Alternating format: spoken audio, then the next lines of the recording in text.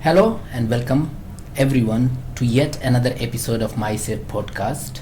Today we are not talking about only storage, but we will be talking about the entire industry as a whole and how it came to be. For today's special episode, our guest is Jasfer Rasheed. He is a group CFO of MySafe Global Vaults. Thank you, Amir. You're welcome. So, take us back a bit. How did secure storage originally begin? So originally, as I mentioned, there's always a demand for this storage facility.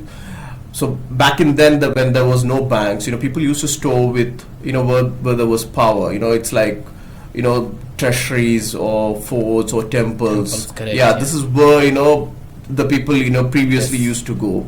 And later banks took that role. Exactly, Amir. That's where the trust was. People trusted banks. Not just with money. Identity documents. And so on. So for decades, banks have dominated this space. Correct, But yeah. from financial perspective, why did that work?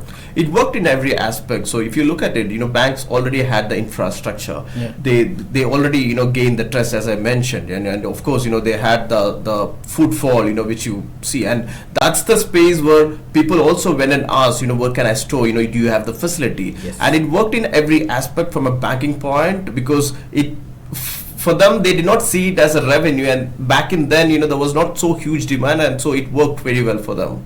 But add-ons eventually became liabilities, right? It did. It at one point it really became a liability, solely because of the huge OPEX increase, which shrink the margin, and the regulation increased, and that's where bank were trying to close off this. So what changed financially? So if you look at it, cost rose faster than returns. Yeah. Compliance, physical space, insurance, it all becomes Yes. expensive. And safe deposit boxes didn't scale. No, exactly. They generated fixed incomes, but did not. Operational cost become huge, so there was no opportunity to scale it as much as the demand requires.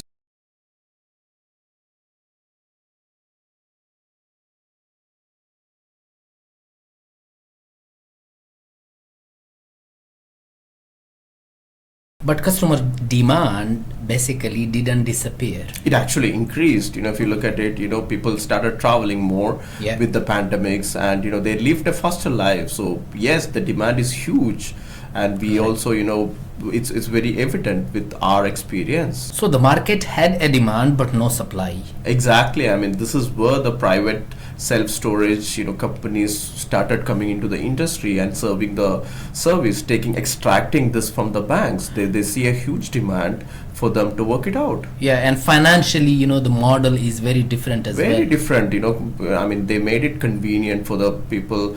They made the whole insurance, which exactly Subscription-based models, correct, yeah. subscriptions, all of that, which exactly where the people were looking into it. That's where these companies become huge success in today's world. Yeah, so how does automation change the financial equation? In every way, if you look at it, it reduces the human dependency, it reduces the operational cost, and create a convenient solution for the customers. And when we look at it, there is people can use it 24/7 with a very less minimum cost, so we are able to sell it also at a minimal price. At the same time, we can increase our margin Yeah. because of the less cost.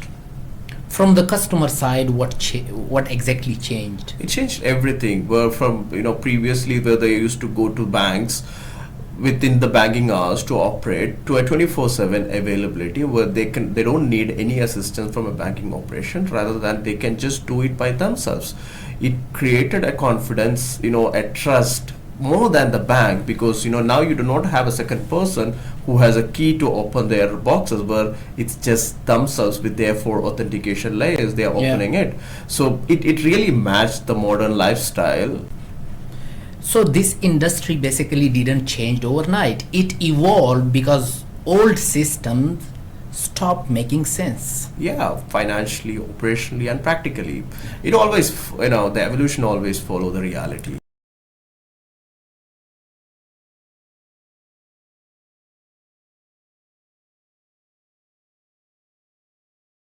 Until then, thanks for listening. We'll see you in the next episode.